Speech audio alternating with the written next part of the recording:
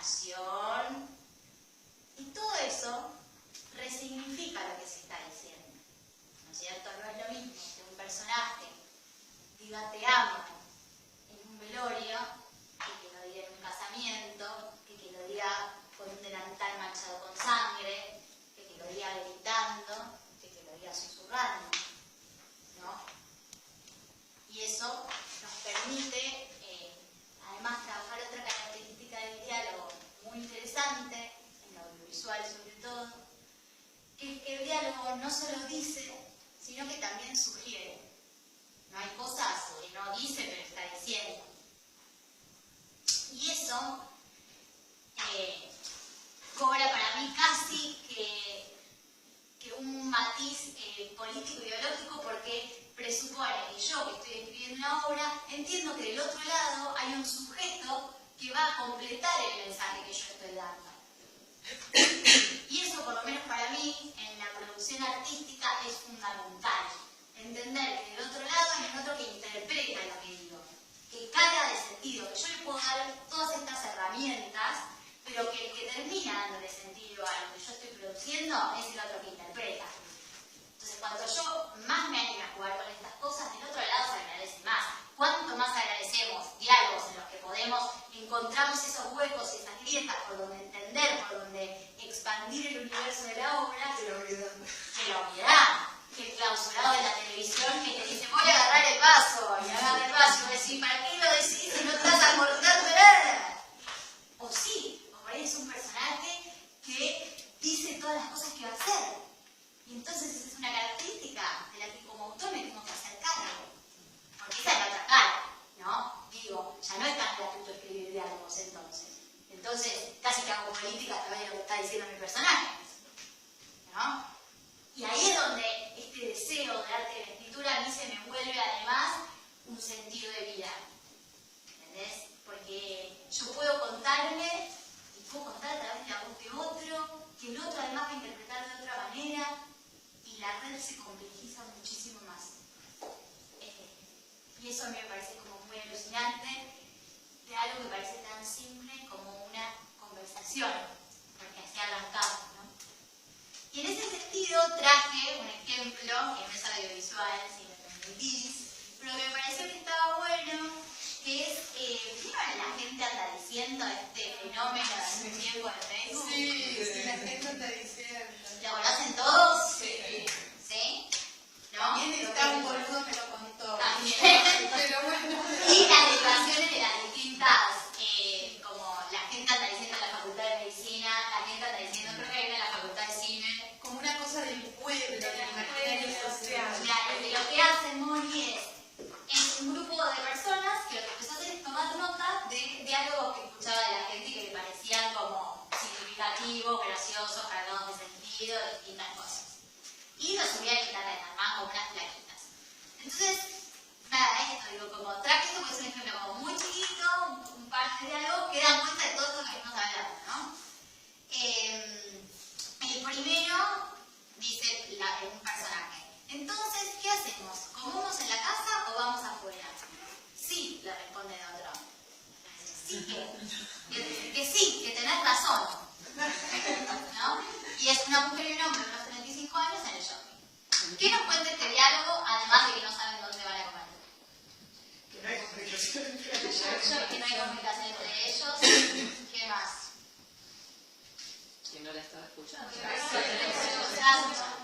Bien, excelente. Otro. Dice uno de los personajes, ¿lo apago? Y el otro le dice, no, dame una picada. Y el otro le dice, pero pensé que eras... Y el otro le dice, sí, soy. Y esta conversación la tiene un pibe de 30 con un hombre de 50 vestido con uniforme de seguridad.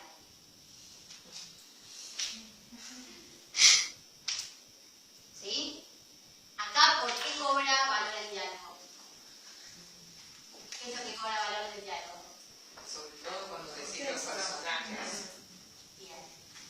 Porque, ¿qué pasa? Esta conversación la está teniendo una persona, un joven de unos 30 años, con alguien que ejerce de seguridad. Entonces, este mismo diálogo, que si por ahí lo tienen dos amigos, es una mera conversación, se condensa dramáticamente visual, veo que el que está diciendo no paramos la mitad es el que se supone que hace el rol de seguridad, vaya uno a saber dónde esté en el banco, ¿no?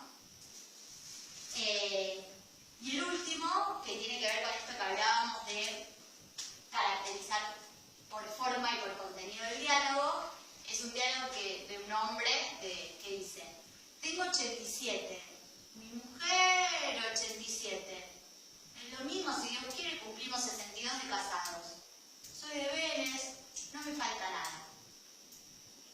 Es el diálogo.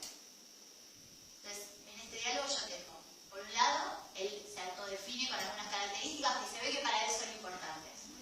Es la edad, el estar casado y su equipo de fútbol.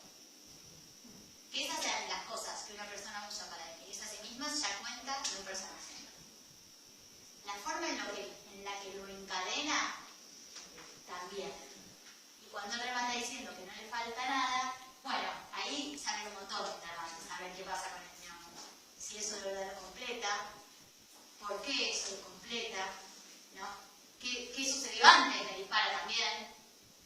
Y todo eso a través del diálogo.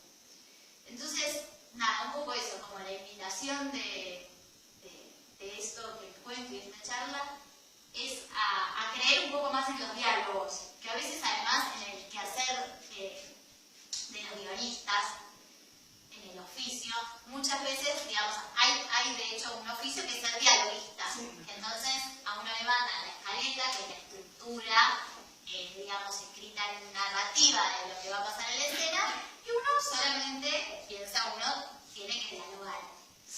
Cuando es para televisión y hay que hacer un capítulo por día, el diálogo es más o menos que diga lo que tenga que decir y que pase. Luego pasa de 2 líneas para... Exactamente.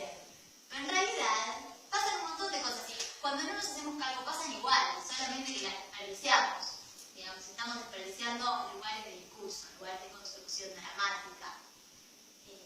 Entonces eso, los invito como a ponerle esta lupa y a animarse a divertirse, a jugar, a ver cuánto puede crecer la obra desde el diálogo, ¿no?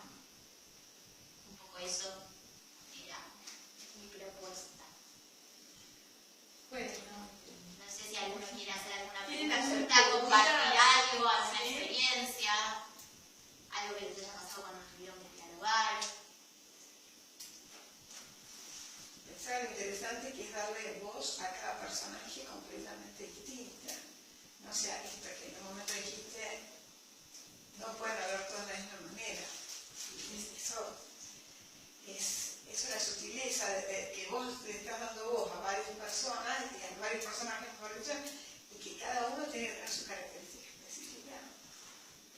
Sabes que en Friends, la serie, sí, lo que cuentan es que lo que hacían los guionistas para probar que los diálogos funcionaran era tapaban el nombre del personaje, leían la línea y los demás tenían que adivinar qué personaje dedicaba. Y si lo prueban, te juro que funciona. Porque los 6 amigos hablan completamente distintos. Solamente Phoebe puede hablar como Phoebe, solamente Ross puede hablar como Ross. Y eso es un buen ejercicio en los propios guionistas. De hecho, algunos guionistas lo que hacen es repartir roles. Entonces, no sé, vos sos una dialoguista, vosotros otra, y vos sos María, vos sos Teresa, yo soy, no sé, Juana. Sí. Y uno se actúa, ¿no? Y es más difícil la confusión en la caracterización. Claro. Está bueno. Sí. Te tenés que trabajar en red, digamos. Siempre. Escribís. Sí. Está bueno. Yo me preguntaba por la decisión. O sea, cuando estás escribiendo, ¿no? ¿Cuándo decidís mostrar algo por medio de un diálogo y cuándo a través de la acción? O sea, ¿cómo tomamos esa decisión, digamos?